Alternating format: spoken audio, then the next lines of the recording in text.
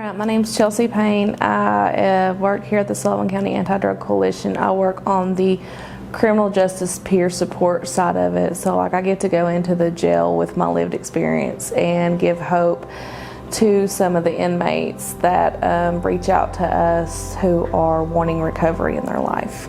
My story started March 22nd, 2019. I had called my sister. I had gotten bonded out of jail by my ex, who was very abusive, and I was done. I had been in and out of Greene County Jail, I think 6 or 7 times at that point, and I hadn't talked to my sister in almost 3 years. And she come and she picked me up and she dropped me off at the Calm Center in Johnson City, and that's what started it. I hadn't looked back since. So I went from there to a 28-day facility, and then I got into recovery housing after that. And I have done so much since then.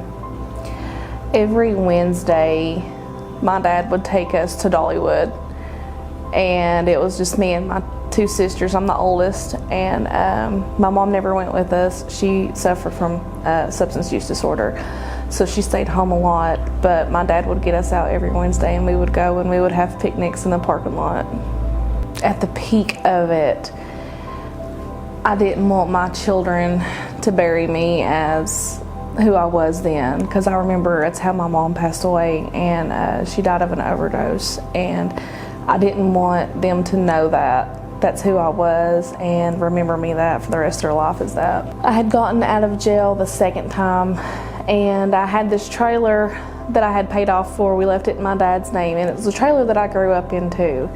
And there was an eviction notice on it. My dad had served me with an eviction notice, and I knew that that's when my dad was done with me, but I felt so abandoned by him because I wanted help so bad, but I didn't know how to ask for it.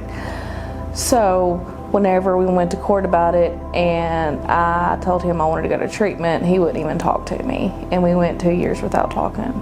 So we don't know how to live. It's like you're in treatment 28 days, and they just kind of like scratch the surface of it. So it's whenever you're released from treatment, it's whenever you've got all these feelings that you've got to live with and all the stuff you've done in your past. So getting into a 12-step program and being surrounded by people who have lived this same path you have, and getting a sponsor and sitting down with them and going over, because as cliche as it sounds, secrets keep you sick.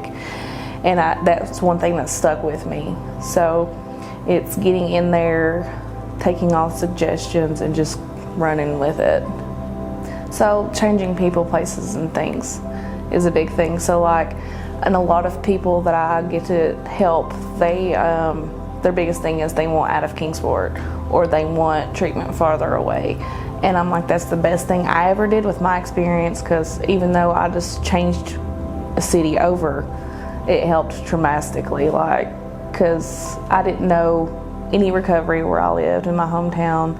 And whenever you get surrounded by that community, it makes such of a huge difference.